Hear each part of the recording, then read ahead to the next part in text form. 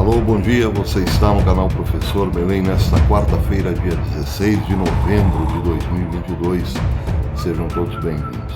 Quero agradecer em primeiro lugar os amigos que têm rezado por mim, muito obrigado, eu estou bem melhor de saúde já. E também quero agradecer aqueles que continuam membros do canal. Sim, houve uma debandada, muita gente deixou de ser membro do canal, mas aqueles que ficaram, meu muito obrigado, porque é com a membresia que vocês garantem a sobrevivência deste canal. Se você não é membro e quer se tornar membro, é baratinha, a membresia começa com R$ 2,99 por mês. Se você quiser ajudar um pouco mais, tem a opção de R$ 6,99 ou então R$ 7,99. Também existe uma opção para lá de excêntrica, R$ 99,90. Bem, é claro que são poucos os que aderem a esse plano, mas esse é o plano para aqueles que amam de paixão o canal Professor Belém e não querem vê-lo desaparecer. Mas com R$ 2,99 você já se torna membro, igual a qualquer outro membro, e nos ajuda assim a continuar. Muito bem, meus amigos, a principal notícia internacional de hoje foi um projétil caído na Polônia no dia de ontem, terça-feira. As agências internacionais disseram que trata-se de um projétil indeterminado que caiu na terça-feira na cidade de Przewodów, na província de Lublin, que fica perto da fronteira com a Ucrânia.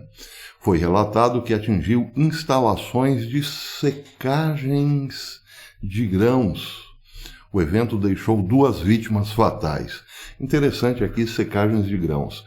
Nesta guerra, que começou em 2020, por assim dizer, quem mais está sendo alvo ou atingido por forças misteriosas e até por projéteis são depósitos de alimentos, fábricas de processamento de alimentos e assim por diante. Já perceberam?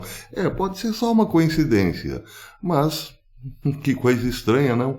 Justamente quando os globalistas, aqueles que mandam no mundo, querem uma redução populacional, anuncia-se fome pelo mundo e aí as fábricas de alimentos sofrem ataques misteriosos. As agências internacionais disseram também que inicialmente surgiram vários relatos de que o míssil que caiu no território polonês era russo, e foi sugerido que se tratava de um ataque direto de um país da OTAN, ao qual a aliança deveria responder. O presidente dos Estados Unidos, Joe Biden, no entanto, garantiu que era improvável que o projeto tinha sido disparado da Rússia.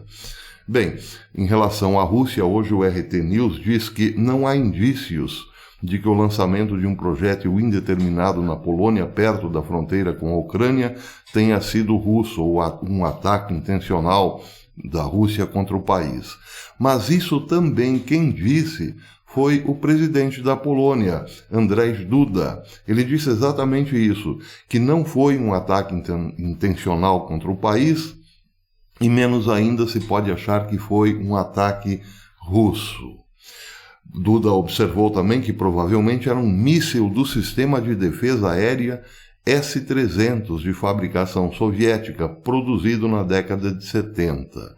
No momento não temos evidências de que tenha sido um míssil disparado pelo lado russo, acrescentou ele, mas que há uma grande possibilidade de que tenha sido um míssil de defesa antiaérea da Ucrânia. Eu vou ficando por aqui em relação a essa notícia, porque muita coisa, muita água ainda vai passar debaixo dessa ponte, não dá para ficar especulando.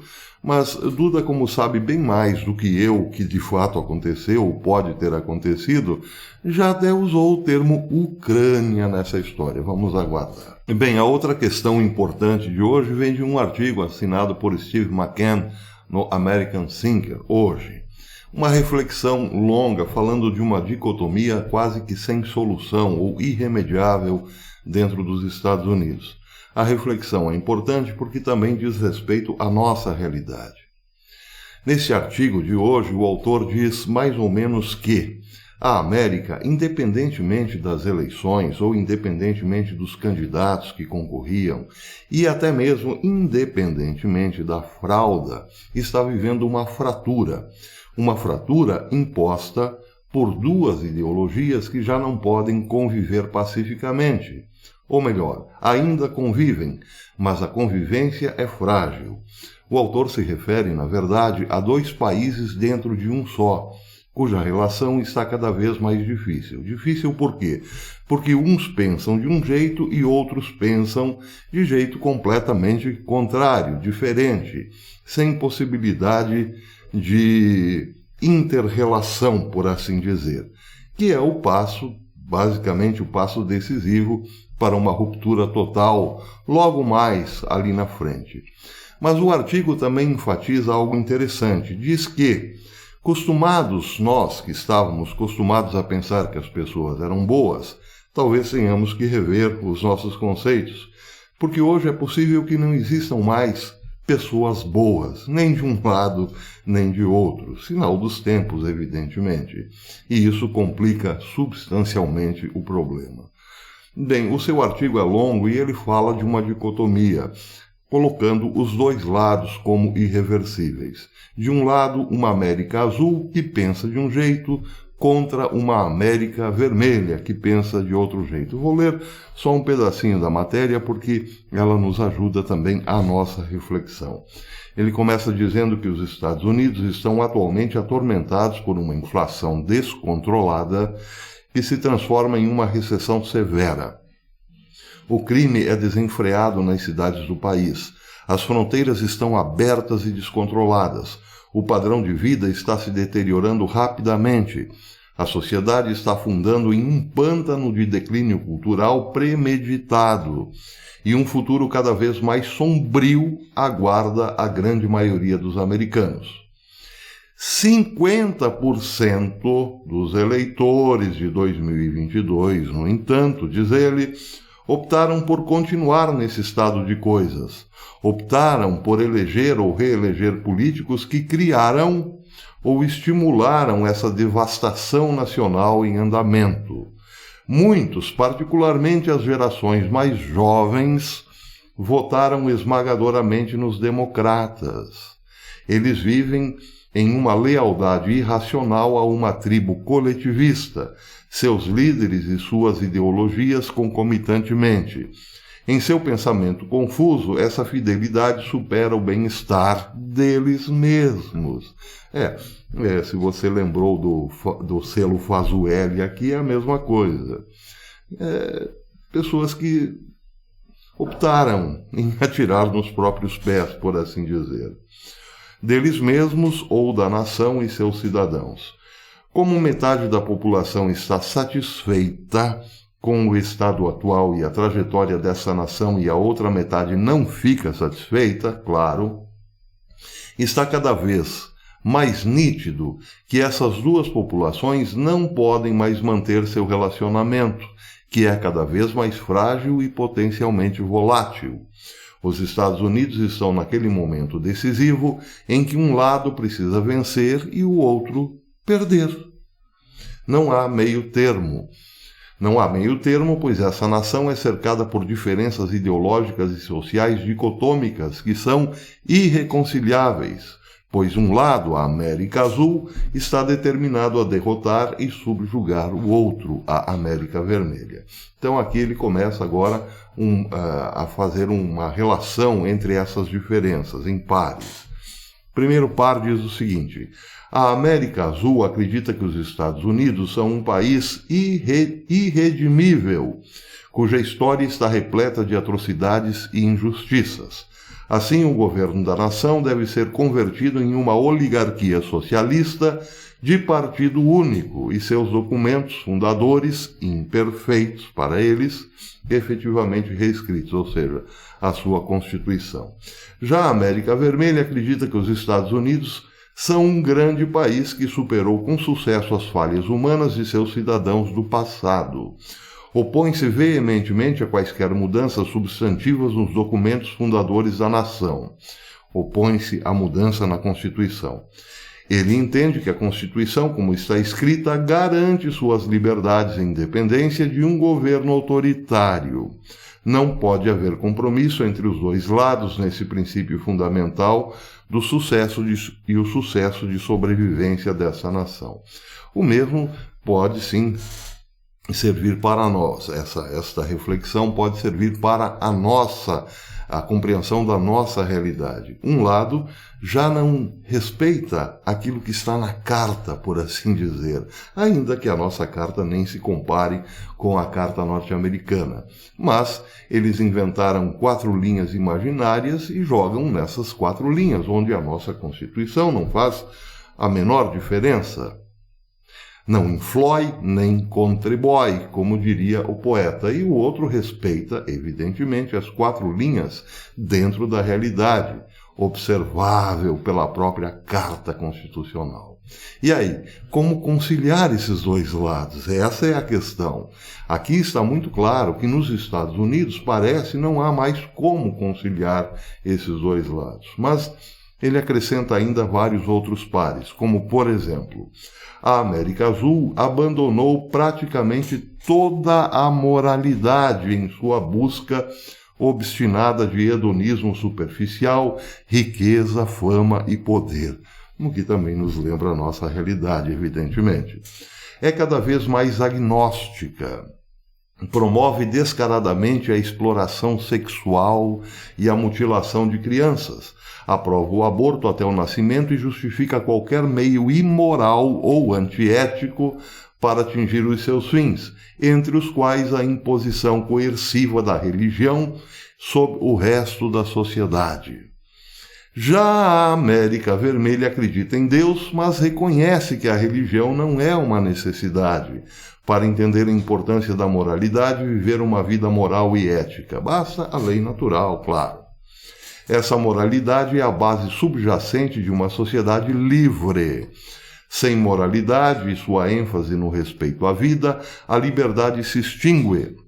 Essas duas visões de moralidade diametralmente opostas não podem coexistir por um longo período de tempo na mesma sociedade, quando um lado está determinado a subjugar o outro. Então o mesmo acontece aqui. Nós vemos, por exemplo, desde invasões de igreja até atos, digamos assim, um tanto quanto libidinosos, crianças participando de eventos culturais ou de performances artísticas cujo performista está nu. Isso já aconteceu num passado não muito distante, mas agora parece a mudança de todos os valores se acrescenta ou se acelera rapidamente. E como conviver com o outro lado que quer preservar os valores, independentemente de credos ou religião? Parece que está cada vez mais difícil fazer com que se encontre aí um meio termo, já que são muitos aqueles que apagam fogo com gasolina, não é mesmo? Basta lembrarmos agora recentemente o discurso do senador Randolph Rodrigues, pedindo paz e amor, compreensão, carinho para com o candidato Lula, não é mesmo? Esperem aí 100 dias de governo, vamos ter um pouco de paciência, sendo que não houve em nenhum momento paciência com aquele que ocupou legitimamente a presidência e ocupa até agora, não é mesmo? Em nenhum momento ele teve paz ou foi tratado pelo menos com o mínimo respeito que o cargo exige. E aí vem então, em tom de deboche, o senador pedindo paz, amor, carinho, compreensão e tal. Esse deboche, evidentemente, só faz aumentar o abismo, porque é um tapa na cara de todos aqueles que têm pelo menos 2 ou 3 neurônios na cabecinha. Mas não é só isso. Vimos recentemente também um Supremo Juiz mandando um sambinha como recado. Já vai tarde, lembram? E aí, lá nos Estados Unidos, fechando o abismo, ou melhor, aumentando o abismo com chave de ouro. Isso aconteceu ontem. Perdeu, mané. Na mola! Pois é. Então vejam, existe também aqui outras dicotomias muito importantes que eu poderei ler eventualmente no próximo vídeo, mas já está basicamente muito claro aí o que vem pela frente. Uma guerra de todos contra todos. Eu não estou dizendo uma guerra bélica, necessariamente, mas como conciliar dois lados tão opostos, tão radicalmente opostos. Essa realidade é americana, mas serve para qualquer um de nós, independentemente de quem venha a governar. Se vier o lado azul, por exemplo, vou usar aqui o exemplo norte-americano, ok? Se for o lado azul, o lado vermelho não aceitará. E se for alguém do lado vermelho, o lado azul não aceitará. Perceberam? Não há mais essa possibilidade. Então a pergunta é inevitável. E aí, como será? Bem, a única pessoa capaz de colocar fim a tudo isso é Jesus Cristo, nosso Senhor Jesus Cristo. Só que isso também nos causa calafrios. Não pela volta do Senhor, mas porque as Escrituras falam que antes do Senhor virá um falso Senhor que estabelecerá, então, essa tão necessária paz. Que tipo de paz? A conciliação entre lados irreconciliáveis. Só que será falsa também, será uma falsa paz. E é por isso que sentimos esse calafrio. Quanto mais a sociedade se divide, se separa, mais anseia por um líder capaz de uni-la novamente, o que parece hoje um milagre. E ele virá. Só que será, claro, o falso no começo, mas o verdadeiro também. Pelo menos é isso que nos alenta, porque senão, meus amigos, por que estaríamos aqui ainda, não é mesmo? Por enquanto é isso, até amanhã, se Deus quiser.